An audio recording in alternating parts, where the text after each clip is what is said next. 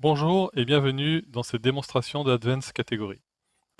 Ce module a été pensé pour vous redonner un maximum de contrôle sur les catégories de votre boutique PrestaShop. Au niveau des fonctionnalités standards, la première que nous avons envisagée et développée est de vous donner la possibilité de choisir un tri par défaut différent pour chaque catégorie, ce qui à la base n'est pas possible dans PrestaShop. Avec cet outil, vous pouvez, en cliquant sur le premier picto de la colonne tri et affichage sur la liste de vos catégories, choisir un critère de tri, un ordre de tri par défaut, spécifique à la catégorie en question.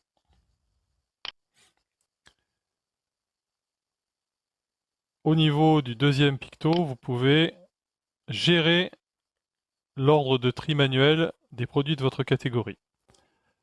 Vous pouvez déjà appliquer des premiers tris par prix, par nom, par date, par vente sur certaines périodes, par vue, par valeur de caractéristiques. Mais vous pouvez en plus faire des cliquets-glissés pour trier les produits et le faire en ayant sélectionné plusieurs produits, donc de l'un à l'autre en tenant appuyé majuscule lors du second clic ou en tenant appuyé CTRL lors de divers clics. Et ainsi, vous pouvez attraper, par exemple là, les 4 produits sélectionnés et venir les positionner ici en seconde position. Ils sont du coup rassemblés et ils sont mis donc les uns à la suite des autres à partir de la position 2. À tout moment, vous pouvez annuler le tri ou quand vous avez terminé, l'enregistrer avec le bouton en bas à droite. La fenêtre vous prévient que le tri manuel que vous êtes en train d'effectuer ne va être appliqué sur le site que si vous appliquez pour cette catégorie un tri par position. Et vous pouvez le faire ici en cliquant sur un bouton. Dans les autres fonctionnalités d'affichage principales du module, vous avez la possibilité de venir épingler des produits au-dessus de la liste de votre catégorie. Donc quand vous épinglez les produits, vous pouvez choisir le titre du bloc qui va épingler les produits. Vous pouvez choisir de travailler bien sûr dans les différentes langues, donc d'avoir des sélections et un titre pour la sélection différent pour chaque langue. Vous pouvez choisir le nombre de colonnes, donc de produits par ligne que vous aurez à l'affichage au niveau de cette sélection ou tête de gondole, on peut l'appeler comme ça. Vous pouvez choisir la couleur de fond. Vous avez un nuancier qui est prêt, mais vous pouvez venir saisir votre code hexadécimal. Vous pouvez choisir ou pas d'arrondir les angles, de mettre des marges intérieures et extérieures. Et puis en dessous, du coup, vous choisissez soit manuellement les produits que vous voulez épingler. Par exemple, hop, je tape ici le début du nom d'un produit, il me propose une liste. Soit ajouter les produits donc à ce bloc de produits épinglés avec des règles automatiques qui sont cumulables. Vous pouvez en mettre plusieurs. Donc vous pouvez dire, ok, je veux par exemple les 2 produits les moins chers de cette catégorie ou de cette catégorie des enfants ou de toute la boutique. Et vous pouvez faire une deuxième règle en disant, j'y ajoute en plus les produits en promotion, les moins chers d'abord, pour cette catégorie, et j'en mets 2. Donc ce qui fait que là, j'ai mis 2 produits en manuel, plus 2 fois 2, pas 22, 2 fois 2 pour les règles automatiques, j'aurai donc 6 produits qui vont s'afficher.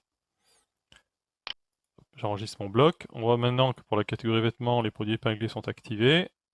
Si je clique sur l'œil à droite de la ligne, j'accède à ma catégorie et je vois donc mes produits épinglés dans mon bloc titré Notre sélection. Bon là, il n'y en a que 5 au lieu de 6 parce que c'est une boutique de démonstration, donc il y a certains des 2 filtres automatiques qui ne doivent pas renvoyer 2 produits mais un seul.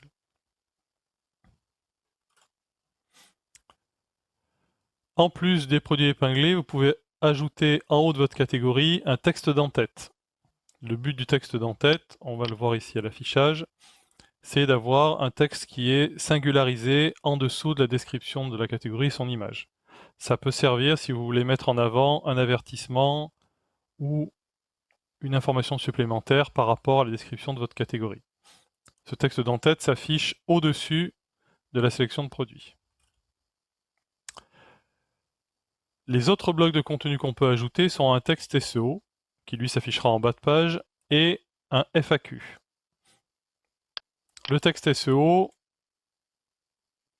a bien sûr des options de mise en forme comme tous les autres blocs, mais on peut en plus choisir si on l'affiche entièrement, uniquement les deux premières lignes avec un lien vers la suite, ou uniquement un bouton plus qui va révéler le texte, ce qui est le cas pour l'instant sur notre bloc. Donc, si on va voir sur la page ce que ça donne, on va en bas de page, et sous la liste, on va avoir notre bloc avec un plus, et quand on clique dessus, ça révèle notre texte SEO. L'intérêt de ça, c'est de ne pas prendre de place dans la page, mais d'avoir quand même un texte qui peut être relativement long, voire très long, pour compléter le SEO de votre catégorie. Et enfin, le FAQ. Donc classique, hein, un FAQ standard, on peut mettre autant de questions que l'on souhaite.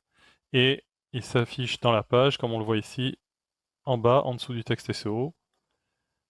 Alors on va peut-être ajouter dans le module bientôt la possibilité de trier les blocs dans la page. Et bien sûr, comme c'est un FAQ, les questions, je veux dire, sont repliées et on peut cliquer pour déplier ou replier une question.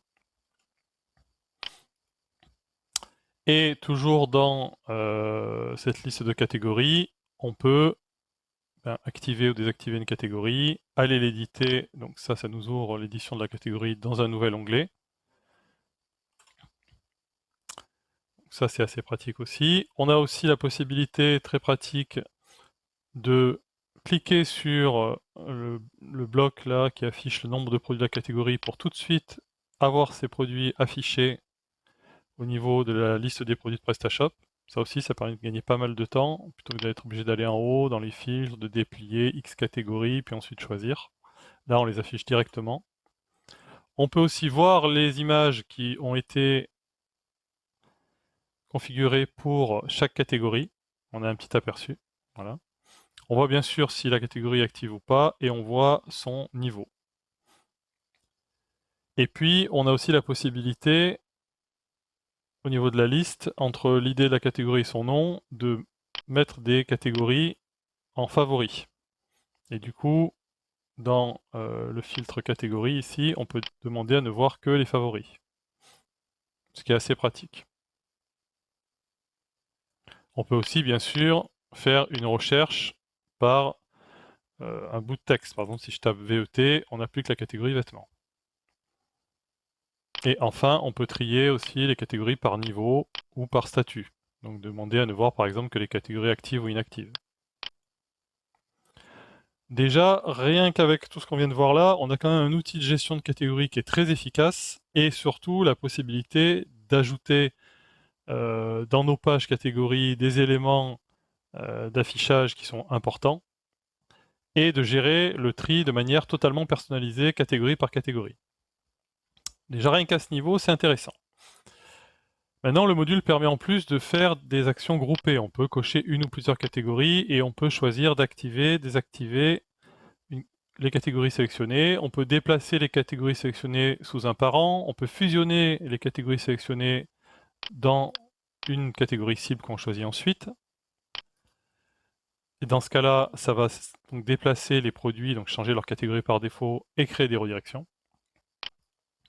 Et on peut aussi créer une redirection 302 pour une catégorie, parce que pendant un moment, par exemple, cette catégorie ne va plus être affichée ou n'a plus de produits et on veut la rediriger temporairement. Chaque fois qu'on fait des manipulations qui créent des redirections, ces redirections sont affichées et enregistrées dans une liste qu'on voit ici. Liste qui est bien sûr, comme toutes les autres listes, filtrable, hein, sur la source, sur la cible, sur le type de redirection, sur les statuts, sur la date de création, donc on peut mettre un intervalle. Et toutes ces redirections sont bien sûr éditables. On peut changer le type de redirection, on peut la désactiver ou l'activer, on peut la modifier. Et quand on la modifie, on peut choisir pour la cible si maintenant on cible une catégorie, un produit ou une URL manuelle. Dans ce cas-là, on pourra modifier l'URL à la main. Et on peut aussi, comme pour l'autre liste, sélectionner plusieurs redirections et effectuer des actions groupées.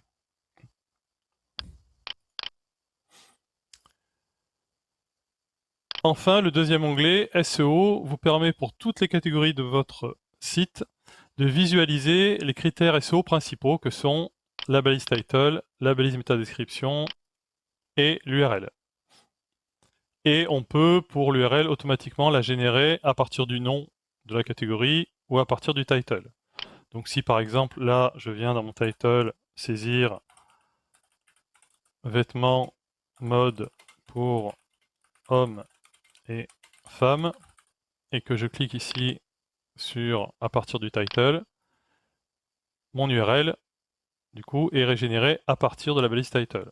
Libre à moi ensuite de venir manuellement dire par exemple que l'article, je vais l'enlever, ici le pronom, pour avoir voilà, une URL un peu plus optimisée. Je peux travailler sur plusieurs lignes et toutes les enregistrer avec le bouton enregistrer les modifications en haut à droite, ou enregistrer ligne par ligne à chaque fois que je le désire. On a aussi au niveau de cette liste SEO, pour chaque catégorie, le nombre de caractères présents dans la description et dans l'information complémentaire. Et enfin, on a un filtre qui analyse les blocs et qui prévient si les valeurs sont manquantes ou si elles sont trop courtes. Pour chaque bloc, vous voyez que vous avez en dessous le nombre de caractères présents pour être sûr qu'on reste dans la limite qui est conseillée pour les affichages sur la page de résultats de Google, la fameuse SERP. Et bien sûr, la liste est filtrable sur le nom de la catégorie, les niveaux, les statuts, etc. On peut bien sûr là se dire, enfin demander à ne voir que les catégories pour lesquelles on a une balise title vide, la métadescription vide, etc. Et on peut faire de l'import-export CSV. Donc là, l'intérêt, c'est qu'on peut exporter toutes les balises title, description et URL de notre site et les modifier puis les réimporter. Ça permet de travailler en masse. Alors bien sûr, attention, si vous modifiez vos URL, il faut absolument qu'il y ait des redirections, sinon vous allez avoir un gros problème de référencement. Je ne l'ai pas précisé, mais au niveau de la liste des redirections, on peut également exporter et importer en CSV. Donc si vous voulez gérer des redirections vraiment en masse, vous pouvez le faire. Et créer bien sûr des redirections manuelles. Le module au niveau de la partie redirection est compatible avec la plupart des autres modules de redirection. Normalement, il ne va pas y avoir de conflit, mais bon, ça peut arriver. Et le module détecte à l'installation si d'autres modules de redirection existent et vous propose éventuellement de désactiver la fonctionnalité de redirection pour éviter les conflits. Bien sûr, le module est entièrement configurable. On peut donc modifier la manière dont les catégories s'affichent. On peut aussi, de manière généralisée sur tout le site, désactiver les fonctionnalités de tri, de produits épinglés, d'entête, de texte SEO et de FAQ. Imaginons par exemple que vous vouliez utiliser le module, mais que vous ayez déjà un module de FAQ. Vous pouvez désactiver la partie FAQ et du coup, les FAQ ne s'afficheront pas sur le site. La fonctionnalité reste active dans le module, mais sur le site, il n'y aura rien. Donc vous pouvez désactiver tout le FAQ. Voilà, nous continuons à faire évoluer ce module régulièrement, donc n'hésitez pas si vous avez des questions ou des suggestions de fonctionnalités ou d'amélioration. Merci de votre attention.